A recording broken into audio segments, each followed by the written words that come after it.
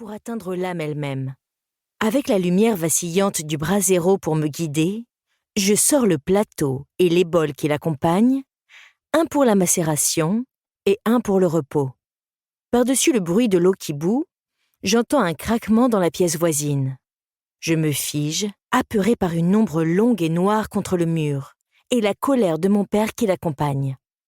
Mais ce n'est que le ronflement sonore de mon père. Je relâche doucement mon souffle et retourne à mes instruments. À l'aide des pinces en bois, je saisis les boules de feuilles de thé et les place dans le récipient. D'un tour de poignet délicat, je fais couler l'eau chaude sur les feuilles. Elles se déploient lentement, libérant leurs secrets. Le plus grand Shenongshi peut voir l'avenir se dérouler, ondulé dans la vapeur d'une tasse bien infusée. Un jour, mère a fait infuser du fupenzi pour une femme enceinte du village, à partir des feuilles séchées du framboisier.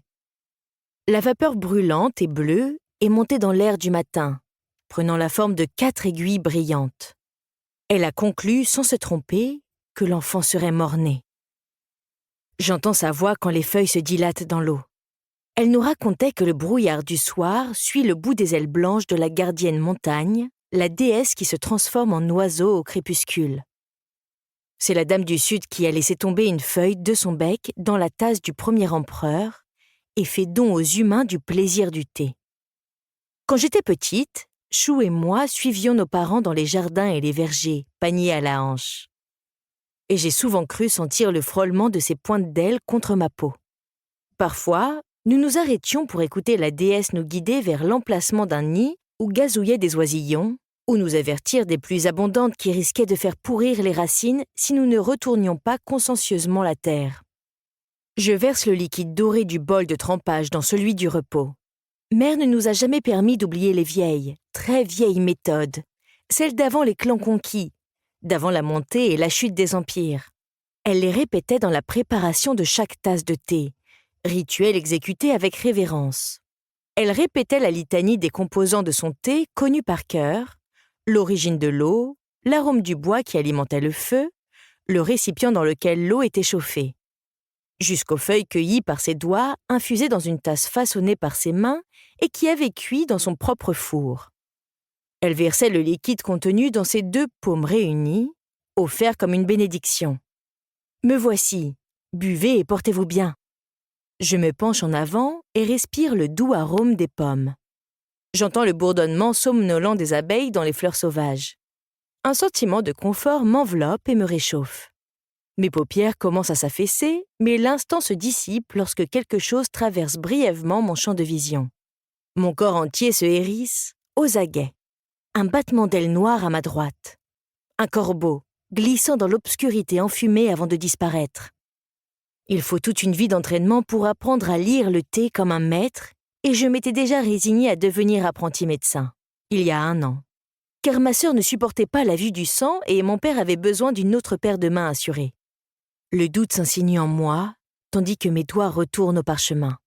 Une invitation destinée à quelqu'un d'autre, la véritable apprentie de ma mère. Mais mère est morte. Et il n'y a plus qu'un membre de notre famille à être assez fort pour voyager maintenant. Je me force à me concentrer. Profonde inspiration, expiration. La vapeur vacille sur le chemin du souffle que j'expire. Fini les visions. Un filet de thé est transféré dans la petite tasse pour que j'en boive juste une gorgée. La boisson descend dans ma gorge avec le goût de miel de l'optimisme, la promesse que l'été durera toujours. Le courage brûle, vif et fort dans ma poitrine, chaud comme un rocher de rivière cuit par le soleil. La confiance déferle le long de mes membres comme une vague. Mes épaules se redressent et je me sens équilibrée, tel un chat prêt à bondir. La tension au creux de mon ventre se dénoue légèrement. La magie est toujours là. Les dieux ne me l'ont pas enlevée pour me punir de ma négligence. Une violente quinte de toux perturbe ma concentration. Je renverse l'un des bols. Le thé se répand sur le plateau et je cours vers la pièce voisine. Ma sœur peine à se hisser sur ses bras tremblants, tant la toux secoue son corps mince. Elle cherche à tâtons la bassine que nous gardons à côté de son lit, et je la lui tends. Le sang éclabousse le bois, en trop grande quantité, encore et encore.